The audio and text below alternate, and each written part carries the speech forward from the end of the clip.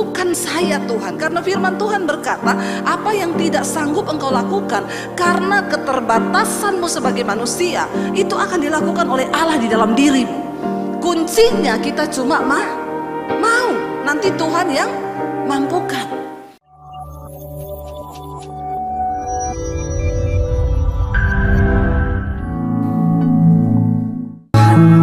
Dalam setiap perbuatan, dalam setiap yang kami lakukan, sungguh-sungguh mencerminkan bahwa itu adalah sebuah sikap penyembahan kami. Sebab penyembahan bukan sebuah lagu, tapi sikap hidup. Penyembahan adalah kehidupan di hadapan Tuhan. Biar Engkau dapati kami menjadi orang-orang yang benar di mata-Mu ya Bapa. Kami tidak perlu mencari pembenaran manusia, tapi kami ingin dinyatakan benar di hadapan Tuhan. Sebab kebenaran Tuhan itulah yang sejati. Urapi setiap kami, urapi hamba-Mu yang tidak ada apa-apanya. Kami buka hati bagi firman Tuhan. Sama-sama kita katakan di dalam nama Yesus. Amin. Silakan duduk Bapak Ibu yang terkasih. Shalom. Bagaimana kabarnya hari ini? Luar biasa. Saya mengucapkan pertama-tama terima kasih buat Bapak Gembala, Pak Samuel dan juga Ibu yang sudah mempercayakan pelayanan ini kepada kami. Ya, kita kembali berjumpa ya. Yang dulu kayaknya tahun lalu ya Pak ya. Setahun sekali jatahnya ya. Haleluya. Ya saudara, ya kita ini berkata kita menyembah Tuhan, tapi penyembahan yang sesungguhnya itu bukan sekedar lagu tapi sikap hidup kita. Ya, dan saya percaya ada berkat Tuhan bagi orang yang mau sungguh-sungguh hidup benar di hadapan Tuhan. Coba kita baca dulu Mazmur 5 ayat yang ke-12 ya. Mazmur 5 ayat yang ke-12 berkata, kita akan lihat bersama, ya kita baca bersama dengan suara yang keras dan imani di dalam hatimu. Katakan 1, 2, 3. Sebab Engkaulah yang memberkati orang benar ya Tuhan, Engkau memagari dia dengan anugerah-Mu seperti perisai. Ya, baca sekali lagi.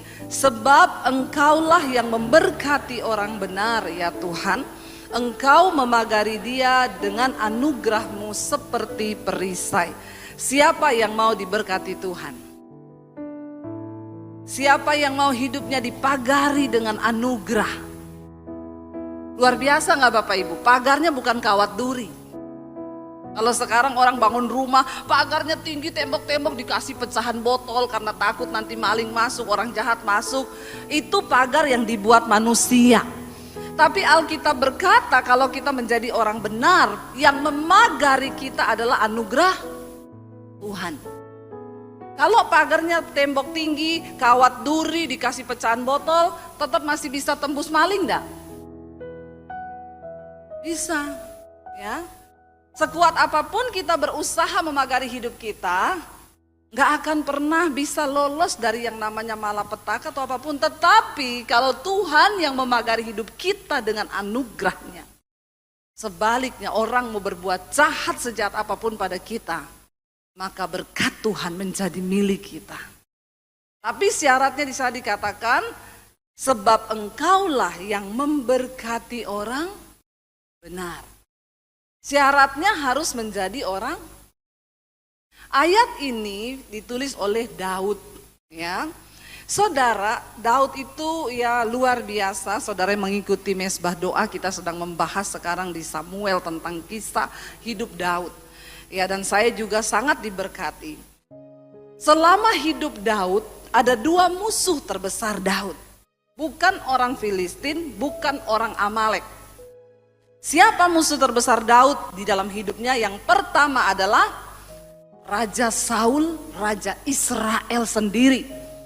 Ya, itu musuh terbesarnya. Dia mau bunuh Daud, lari, Daud bersembunyi, hidup Daud terlunta-lunta. Karena musuh yang pertamanya adalah Raja Israel, saudaranya sendiri, orang yang dibelanya, yang Daud kalahkan Goliat sehingga bangsa Israel tidak jadi ya dikalahkan oleh orang Filistin. Yang pertama Raja Daud. Musuh yang kedua yang sangat berat bagi Daud siapa? Anaknya, yaitu Absalom, anaknya sendiri. Memang Bapak Ibu, kita kalau musuhan dengan orang lain, ya, yang tidak ada hubungan apa-apa, itu lebih gampang. Makanya saya tuh enggak pernah layani orang kepahitan. Bu, doakan saya kepahitan. Sama siapa, Bu? Sama sopir angkot. Belum pernah ada, saudara. Ya, atau saya kepahitan, Bu, sama siapa? Sama tukang sayur, Bu. Pahit saya, dia jual sayur busuk. Tidak pernah ada orang kepahitan sama sopir angkot, sama tukang sayur, sama tukang jual kelontong. Enggak ada. Orang kepahitan sama orang terdekat. Karena yang sangat menyakitkan itu ketika kita ini disakiti atau dimusuhi oleh orang terdekat. Musuh terbesar Daud dalam hidupnya itu cuma dua ini. Kalau melawan orang Filistin, melawan orang Amalek, Daud siap maju membunuh. Tapi melawan dua orang ini, masalahnya Daud tidak bisa membunuh. Saudara, Daud itu teruji sebagai orang benar di hadapan Tuhan. Kenapa? Karena ujian dua ini. Ketika akhirnya Daud menang dalam pertempuran melawan Goliat, Israel mengeluk-elukkan Daud. Dia diangkat jadi raja, jadi panglimanya Raja Saul, dijanjikan mau dikasih istri sebagai anaknya Raja Saul akan dapat istri Daud. Ya, tetapi apa yang terjadi ketika orang memuji-muji Daud? Saul iri, dan iri hatinya itu yang besar kepada Daud sehingga dia berusaha untuk membunuh Daud. Daud salah apa, saudara? Masalah orang iri sama kita itu kan bukan salah kita, iya enggak? Itu kan masalah dia kan? Orang dia yang iri, saya ini enggak ngapa-ngapa loh, tapi kok ada orang iri ya sama kita ya? Saudara nggak usah tanya kenapa ya, ya memang ya itu urusannya dia memang yang iri. Dan Daud itu masalahnya, kenapa Daud teruji sebagai orang benar? Kita lihat dulu Bapak Ibu. Ya, ketika Daud punya kesempatan untuk membunuh Saul, ya apa yang dia lakukan, saudara? Ya, kita baca 2 Samuel, ya kita baca dulu 1 Samuel 26. Ya, hari ini namanya Pak Samuel banyak disebut. 1 Samuel 26 ayat yang ke-8 sampai dengan ayat yang ke-11 kita akan baca, ya. Kenapa Daud terbukti sebagai orang benar dan Tuhan menyertai dia? Ya, ketika Raja Saul terus mengejar Daud, waktu pertama kali Daud punya kesempatan untuk bunuh Saul. Pada waktu itu dia tertidur juga di gua, lalu Daud mendekati, ya Daud cuma potong ujung jubahnya Saul. Dan besokannya Daud teriak sama Saul, "Hai Raja, aku sebenarnya punya kesempatan untuk membunuh engkau. Lihat, ujung jubahmu sudah aku potong. Berarti aku sudah ada di sampingmu tanpa engkau sadari. Aku punya kesempatan untuk membunuhmu, tapi tidak kulakukan." Yang kedua, Daud punya kesempatan kedua untuk membunuh Saul. Kita baca bersama 1 Samuel 26 ayat 8 dan 9. 1, 2, 3. Lalu berkatalah Abisai kepada Daud, "Pada hari ini Allah telah menyerahkan musuhmu ke dalam tanganmu. Oleh sebab itu izinkanlah kiranya aku menancapkan dia ke tanah dengan tombak ini, dengan 1 tikaman saja. Tidak usah dia kutancapkan 2 kali." Tapi kata Daud kepada Abisai, "Jangan musnahkan dia, sebab siapakah yang dapat menjamah orang yang diurapi Tuhan dan bebas dari hukuman?" Ayat yang ke-10, lagi kata Daud, "Demi Tuhan yang hidup, niscaya Tuhan akan membunuh dia, entah karena sampai ajalnya dan ia mati, entah karena ia pergi berperang dan hilang lenyap di sana. Kiranya Tuhan menjauhkan daripadaku untuk menjamah orang yang diurapi Tuhan. Ambillah sekarang tombak yang ada di sebelah kepalanya dan kendil itu, dan marilah kita pergi." Waktu yang kedua, Saul terus mengejar Daud, saudara. Diajak semua prajuritnya. Daud ini melarikan diri, saudara. Aduh, saudara bisa bayangkan ya. Daud itu lari tidak enak, saudara. Dia bersembunyi di gua-gua, dia bersembunyi di padang gurun, itu melarikan diri dalam keadaan ketakutan. Dan ada kesempatan loh, ada kesempatan untuk dia bisa bilang, "Sudahlah, saya akhirilah semua cerita ini ya. Aku yuk pengen hidup tenang. Ya, sampai kapan aku seperti ini dikejar-kejar Saul?" Ada kesempatan pertama, tapi Daud tidak ambil itu. Kesempatan kedua, ketika Saul dan seluruh prajuritnya tertidur, Daud berdiri di sampingnya, saudara. Lalu anak buah Daud, Abisai, berkata begini, Raja, dia pakai firman lagi ya. Coba lihat, dia bilang, ya Daud, pada hari ini Allah telah menyerahkan musuhmu ke dalam tanganmu. Sebab itu ya, biarkanlah kiranya aku tikam dia, sekali saja aku tikam dengan tombak, karena lagi tidur. Nggak usah 2 kali, sekali tikaman mati Saul. Kalau Daud ini orang yang tidak benar, dia langsung ngomong apa? Puji Tuhan. Betul, betul, memang Tuhan sudah berfirman akan menyerahkan musuhku ke dalam tanganku. Hati-hati loh saudara, nasihat yang kelihatannya pakai firman loh, belum tentu itu benar. Abisai bilang, ini saatnya ya. Di ayat yang lain ketika pertama kali Daud mau bunuh dia, anak buahnya juga berkata, Yoab bilang, inilah Tuhan telah menggenapi firman-Nya, Dia menyerahkan musuhmu ke dalam tanganmu.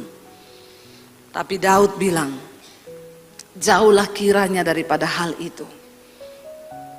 Jangan engkau jamah orang yang diurapi Tuhan.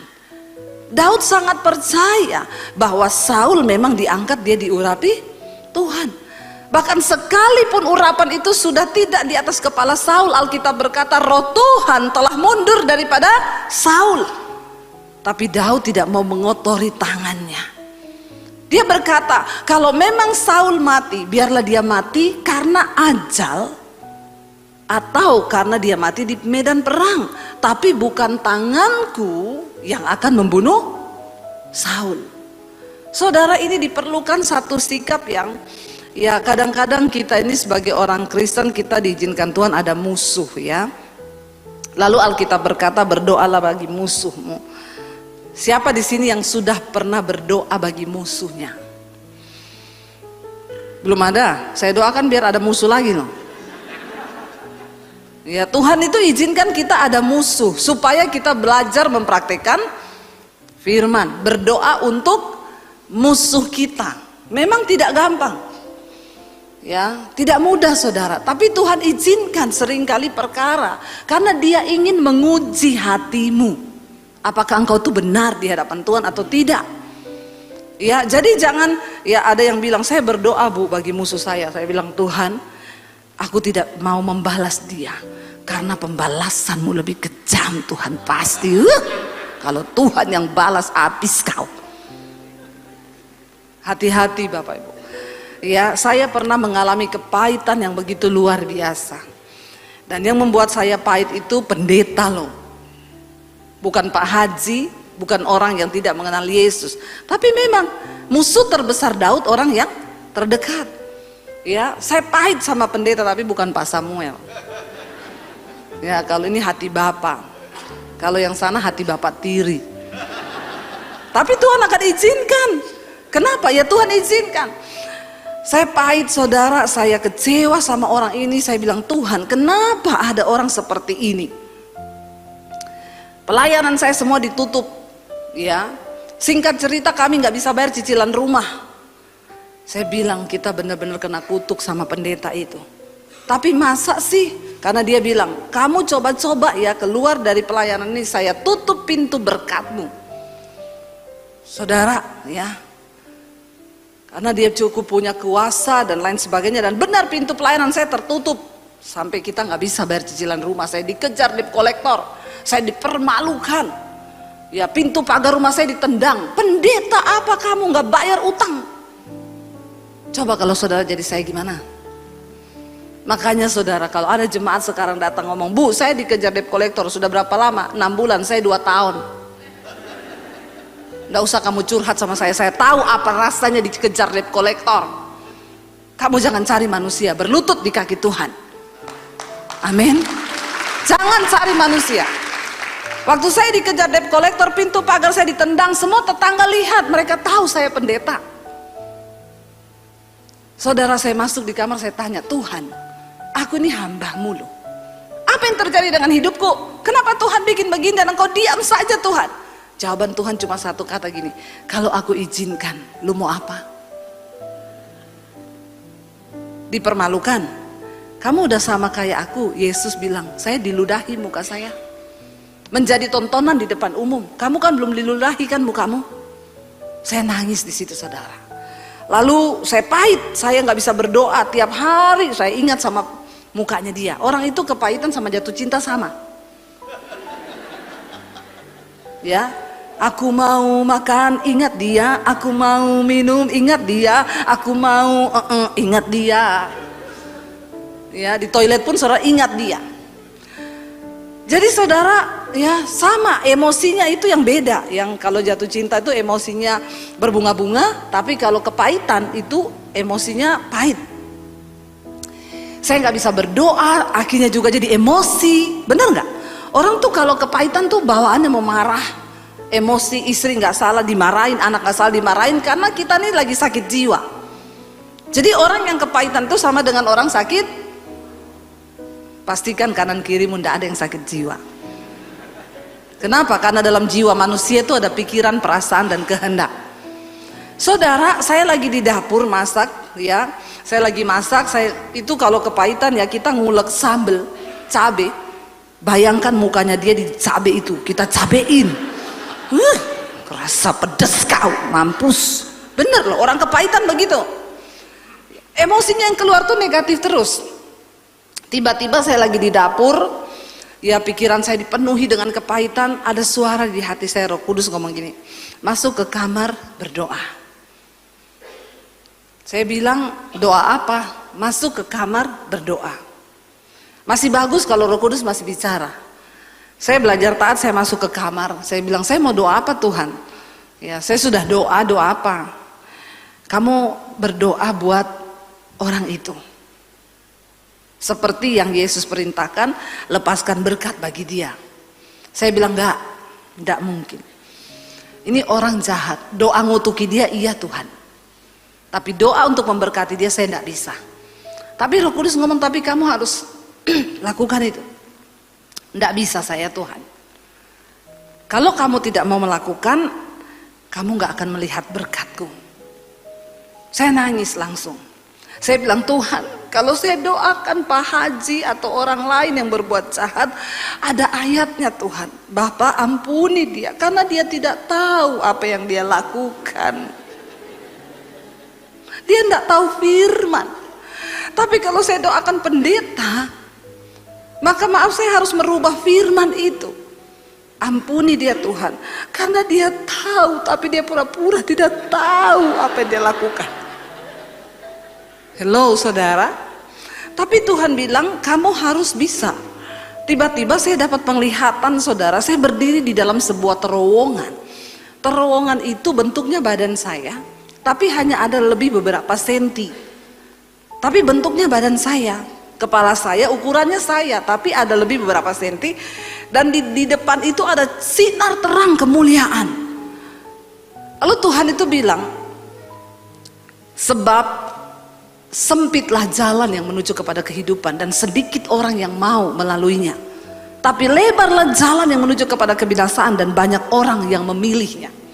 Saya dulu pikir ayat itu hanya jalan kecil dan jalan lebar. Ternyata itu bentuknya terowongan dan ukurannya itu ukuran kita masing-masing. Saya nggak bisa pakai terowongannya Pak Samuel nggak bisa pakai terowongan saya. Itu yang firman Tuhan bilang, Allah itu tidak pernah membiarkan engkau dicobai melampaui batas kekuatanmu. Kita nih semua punya terowongannya masing-masing dan kita harus melewati. Jadi saya harus melewati terowongan itu dengan tangan ke bawah begini, muka lurus ke depan, gak boleh lihat kanan kiri. Saya harus jalan pelan-pelan, gak boleh gerak, kalau enggak saya kejepit mati. Seperti itu Tuhan mengibaratkan ketaatan penuh kepada firman, supaya kita ini bisa menjadi orang benar di mata Tuhan. Saya nangis di situ, saya bilang, Tuhan, saya nggak mampu mengampuni dia. Terlalu jahat orang ini Tuhan.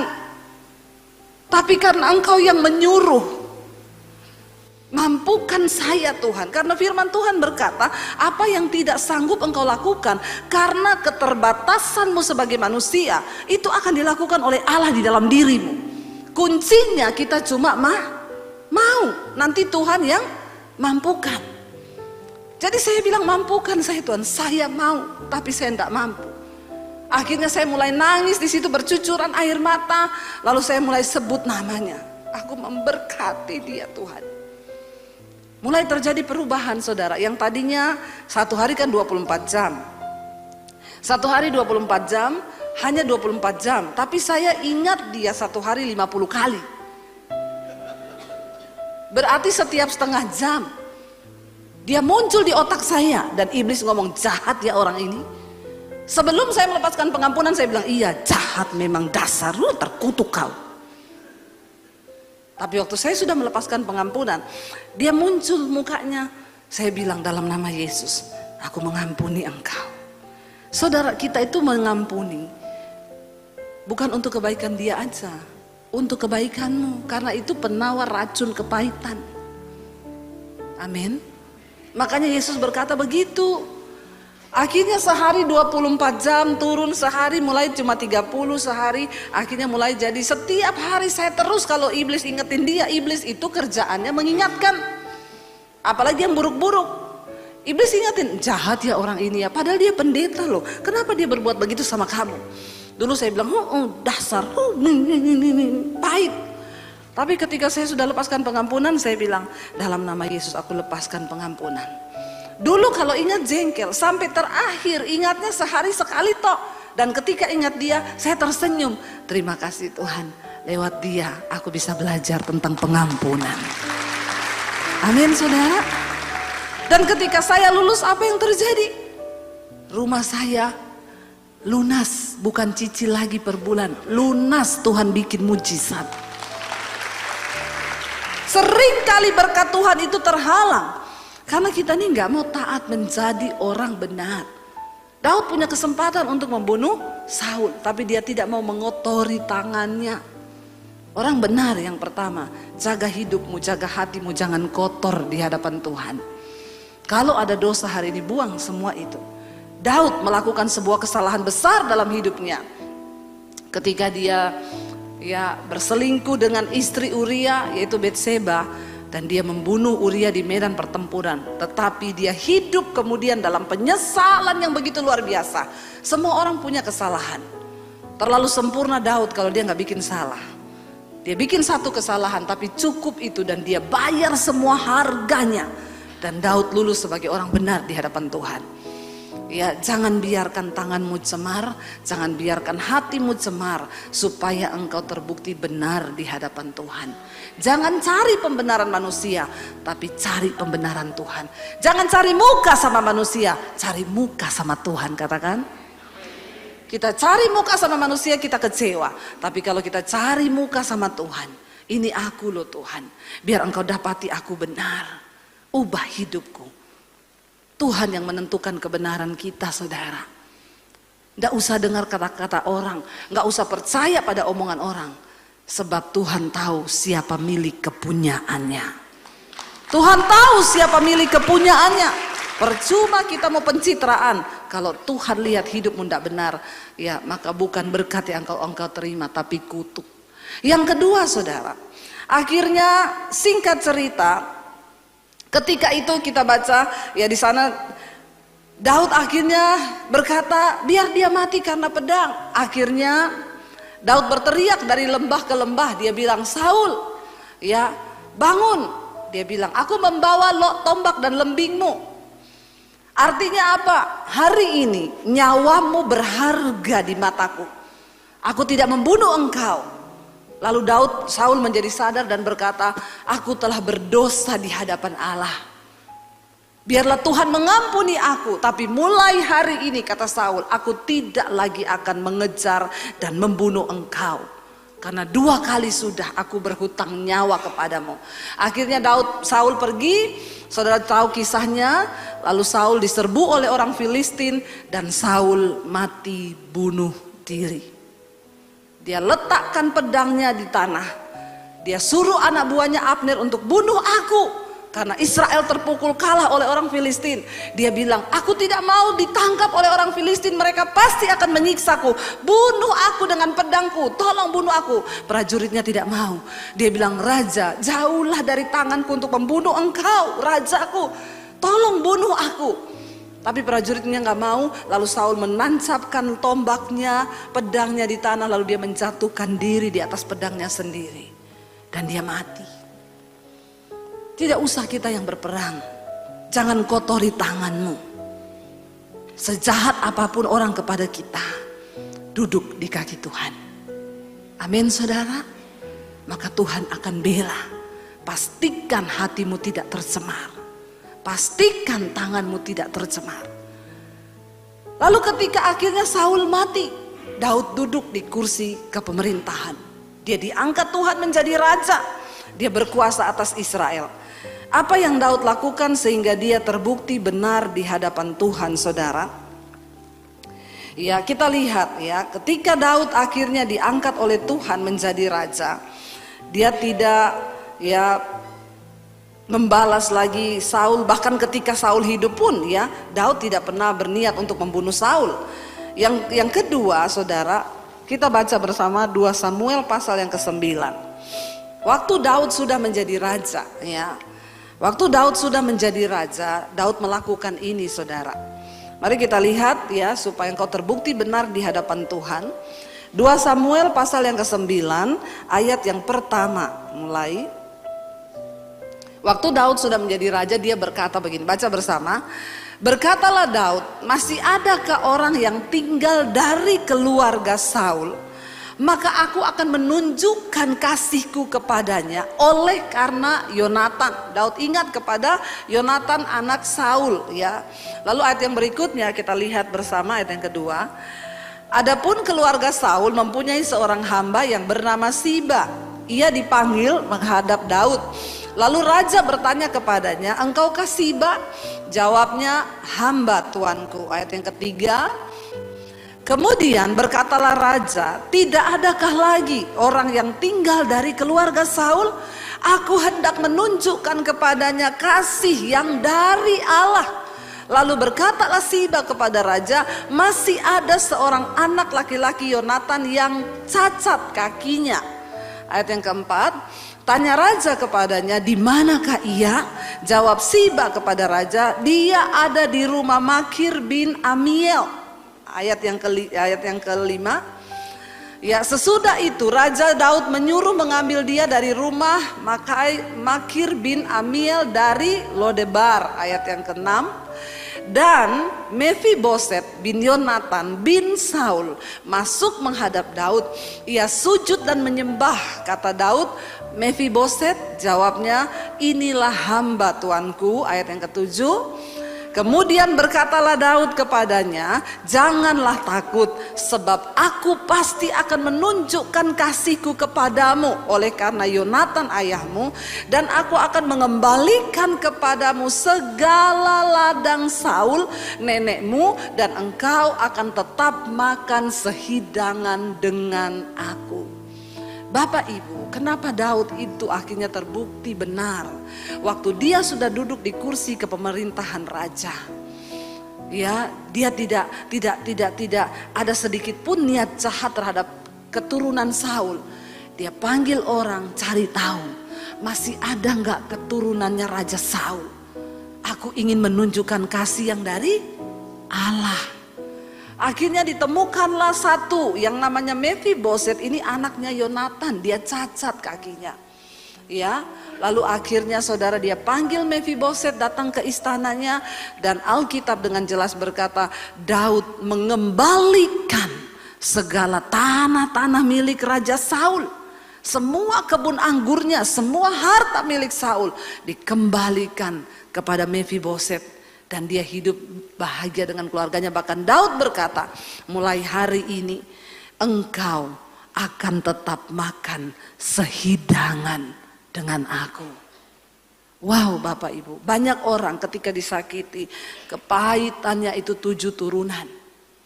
Ya pokoknya sampai turunan berikutnya, saya tidak akan pernah mengampuni dia. Tapi hari ini kita belajar. Kenapa? Daud diberkati Tuhan dan dia dipagari dengan anugerah dan rahmat Tuhan.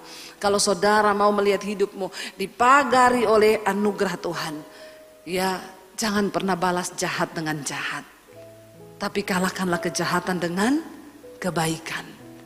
Mari kita tunduk kepada firman saudara. Memang tidak mudah. Saya tuh kalau ketemu banyak orang Kristen ya, datang, bu saya tuh kepahitan bu, oh itu mertua saya jahat, ipar saya tuh jahat. Saya jawab begini, doakan. Mungkin mertuamu tuh jahat sama kamu, saya bilang karena kamu jarang kasih duit.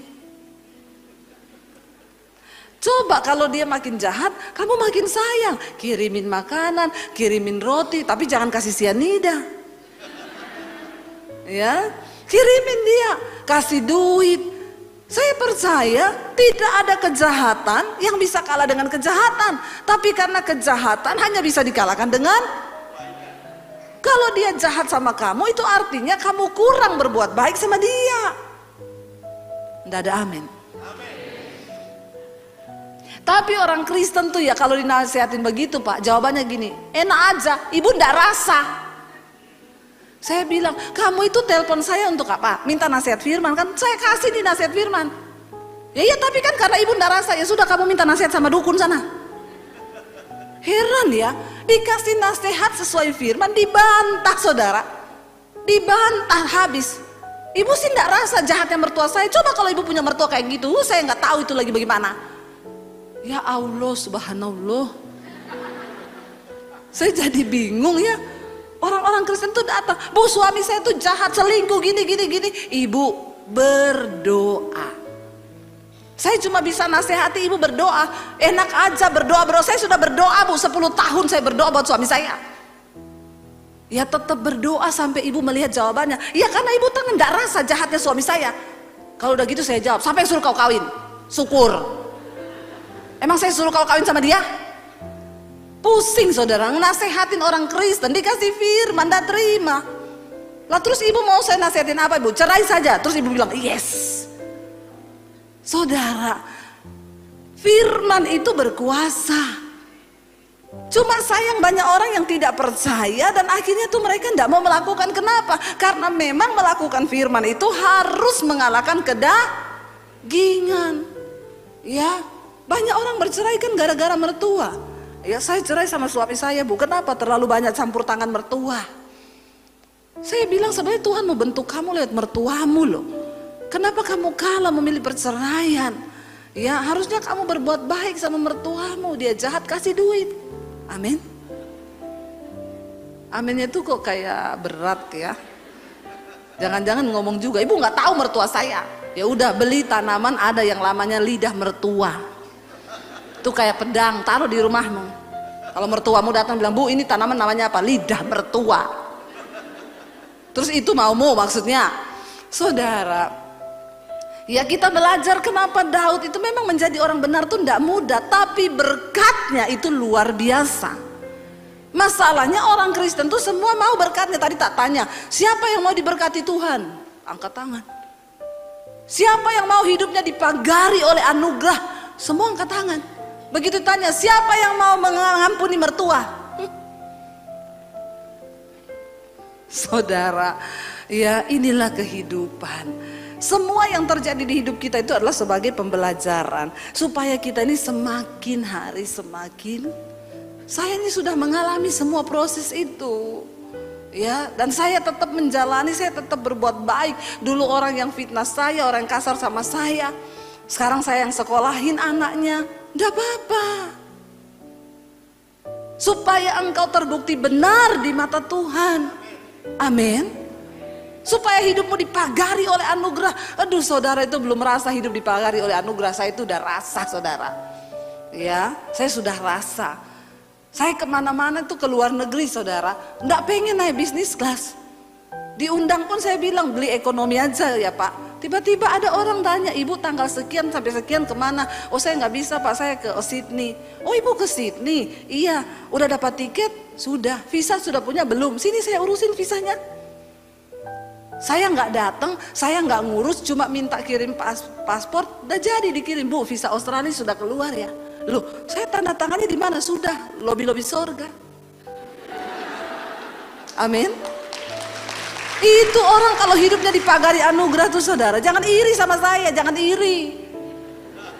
Mau nggak memberkati, mau nggak jadi orang benar, mau nggak melepaskan pengampunan, hello. Itu aja. Ditanyain lagi, ibu sudah beli tiket? Oh sudah pak, dari gereja sana yang ngasih. Tiketnya apa bu? Ekonomi, bisa kirim? Iya, saya upgrade ke bisnis. Dipagari oleh anugerah.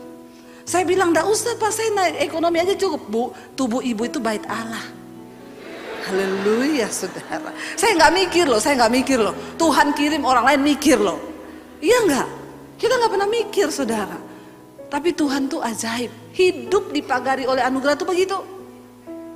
Saya sekarang nggak pernah beli baju. Ibu sekarang di Zara ada keluar model baru. Ibu pergi ke sana ya, beli semua ya bu, saya yang bayar. Anugerah tuh. Makanya jangan iri kalau lihat saya pakai baju bagus. Itu karena dikasih anugerah. Ya, sepatu, tas yang saya pakai itu semua anugerah. Saya nggak pernah beli. Saya nggak pernah beli saudara, anugerah.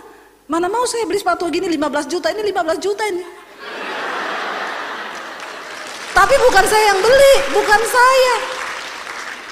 Tiba-tiba bu, saya lagi di Singapura, kaki ibu nomor berapa ya? Aduh, nggak usah repot-repot bu, kenapa lagi? Nggak, kaki nomor berapa? Nomor 40 ya sudah, tiba-tiba dikirim ke rumah. Bagaimana saudara? Ya, hidup dipagari oleh anugerah itu jangan iri. Orang tuh ngomong, Bu Debbie sekarang hedon, sepatu 15 juta, sepatu, tas 30 juta. Dikasih. Anugerah, hidup saya ini anugerah. Hidup saya ini anugerah. Uang saya, Tuhan berkati saya untuk bangun gereja di desa-desa. Untuk bangun tuh pendeta-pendeta miskin di desa. Karena saya nggak tega beli tas 30 juta aja, saya nggak tega. Nggak tega saya. Kenapa? Tuhan bilang 30 juta jadi satu pastori di desa. Ngapain? Kalau saya pakai tas mahal, percayalah itu dikasih orang. Benar.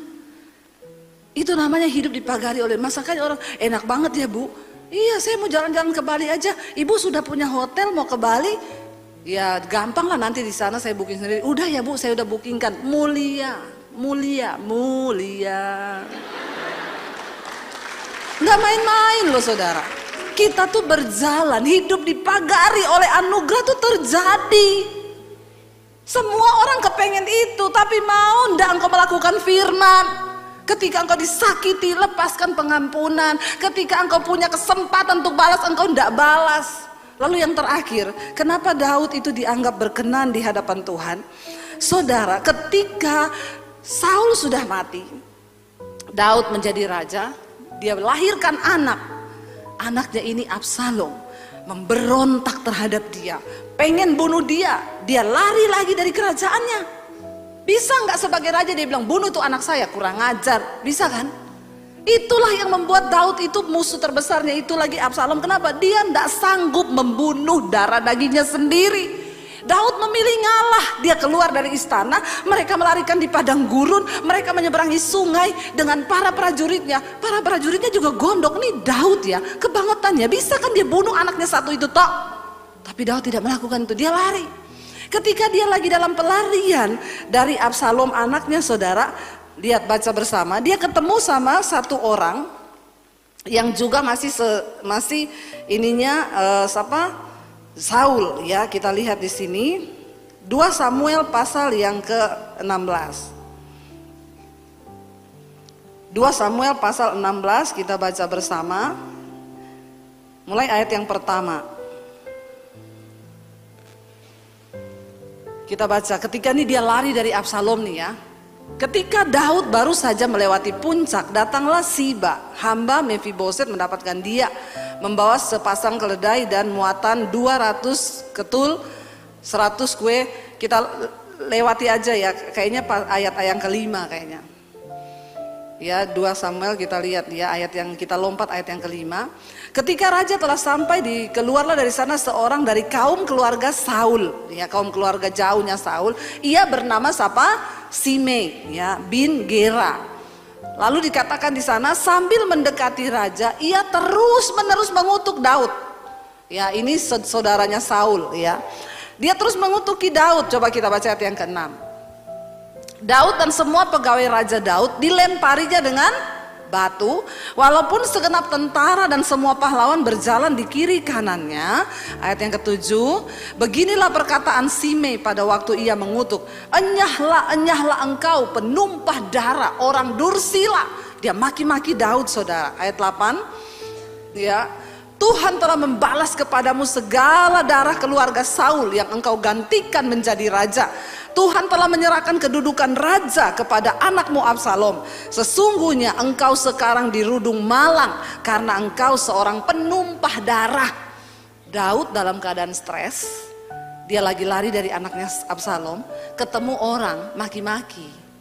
Saudara, engkau lagi stres, engkau lagi tertekan, ada masalah, ketemu orang maki-maki kau, ngutuki kau. Apa yang kau lakukan? Tertawakan dirimu sendiri. Ya, dikatakan di sana ayat yang berikutnya, ayat yang ke-9. Lalu berkatalah Abisai anak Seruya kepada raja prajuritnya Daud. Dia bilang apa? Mengapa anjing mati ini mengutuki tuanku raja? Izinkan aku menyeberang dan memenggal kepalanya. Prajuritnya aja jengkel. Lihat Daud dimaki-maki sama seorang perempuan, ya, dia bilang ini anjing mati loh, anjing mati loh, saudara. Ya, anjing mati itu udah nggak ada gunanya, udah anjing mati lagi, ya nggak? Ya, tapi anjingnya Pak Samuel sini masih hidup.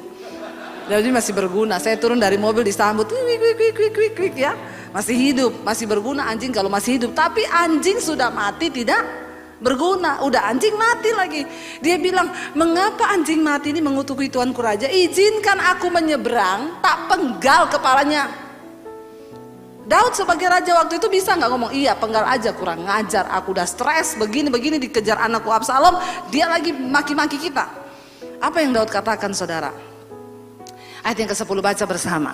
Tetapi kata raja, apakah urusanku dengan kamu, hai anak-anak Seruya? Biarlah ia mengutuk.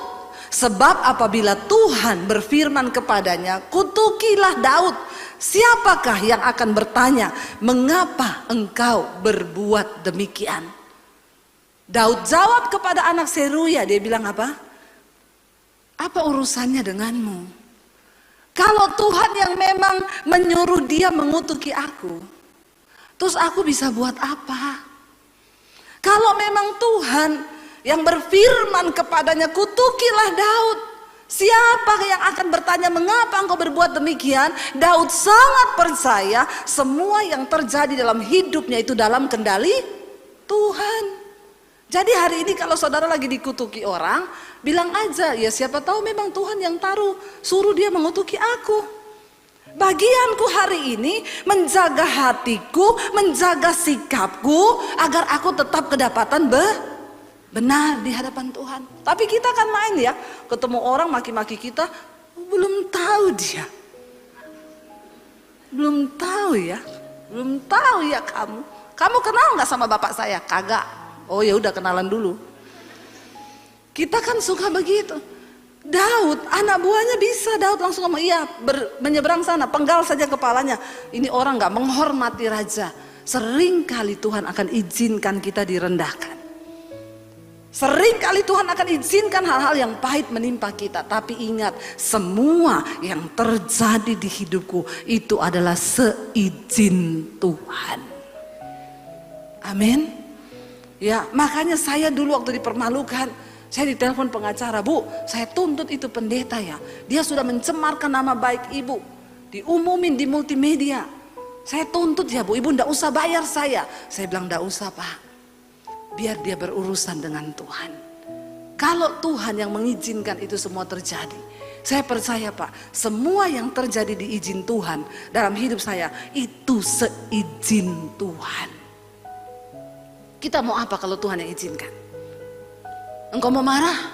Apa hakmu marah sama Tuhan? Hari ini saudara, mari biarlah kita kedapatan sebagai orang benar di hadapan Tuhan. Kita tahu pada akhirnya apa yang terjadi dengan Absalom. Ketika Absalom maju untuk melawan pasukannya Daud, Daud pesan kepada Yoab panglimanya, kamu maju berperang, tapi satu, jangan kau bunuh Absalom. Jangan engkau berlaku kasar terhadap dia. Sebab aku mengasihi dia anakku. Tapi Yoab panglima Daud ini udah jengkel. Nih orang bikin masuk kita dalam masalah. Kita keluar masuk hutan gara-gara dia. Waktu maju peperangan, Absalom naik kuda, kesangkut kepalanya di dahan pohon. Kudanya lari sendiri, Absalom tergantung di pohon. Tuhan tuh selalu punya cara kok, ya, untuk menggantung kepala orang-orang itu di pohon. Tapi saudara enggak usah berdoa begitu, Tuhan gantung dia Tuhan. Enggak usah, ya. Ada selalu cara, percayalah kefasikan tidak akan pernah menang melawan kebenaran. Dan Tuhan selalu ada di pihak orang-orang yang benar. Tapi kenapa Tuhan izinkan itu? Satu, untuk membuktikan kemurnian imanmu. Yang imanmu itu lebih murni daripada emas yang teruji di dalam dapur peleburan api. Saya undang para imam musik maju ke depan. Bapak Ibu, ya kita percaya tadi firman Tuhan berkata, kita baca kembali tadi Mazmur pasal yang kelima ayat 12 tadi, biar ini menjadi renungan kita supaya kita mau melakukan. Baca lagi satu kali bersama-sama, 1, 2, 3. Sebab Engkaulah yang memberkati orang benar, ya Tuhan. Engkau memagari dia dengan anugerah-Mu seperti perisai. Ingat, kalau kita mau diberkati Tuhan, kita harus percaya bahwa Tuhan berdaulat penuh atas hidup kita. Bangkit berdiri bersama.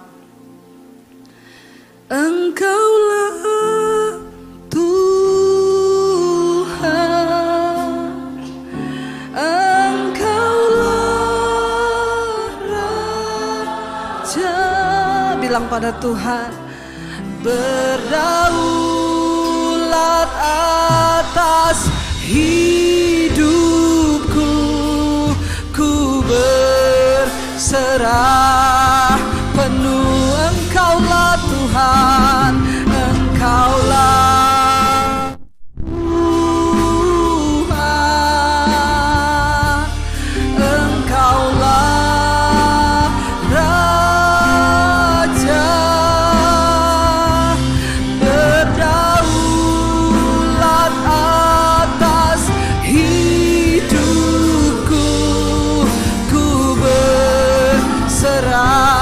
Mari angkat tanganmu saudara, percaya bahwa semua yang terjadi,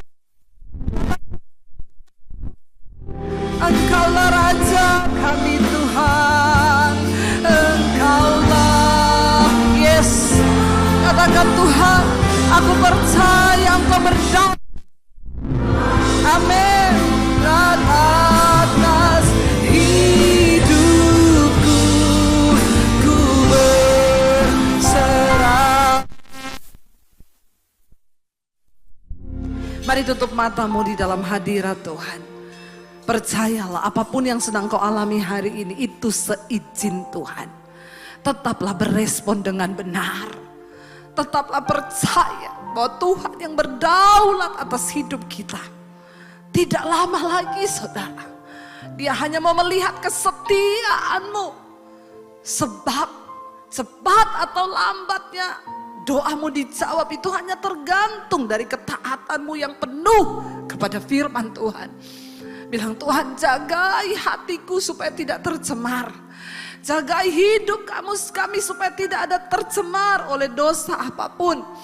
Kami mau menjadi orang benar di hadapan Tuhan. Sebab tidak main-main.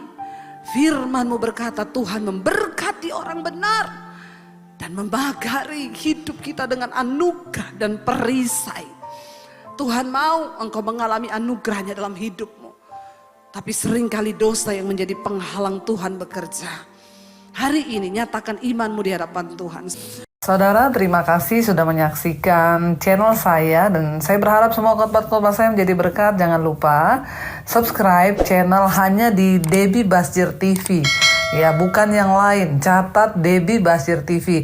Hanya di Debbie Basjir TV. Jangan lupa like, subscribe, dan bagikan ini kepada teman saudara agar semakin banyak orang diberkati. Tuhan memberkati.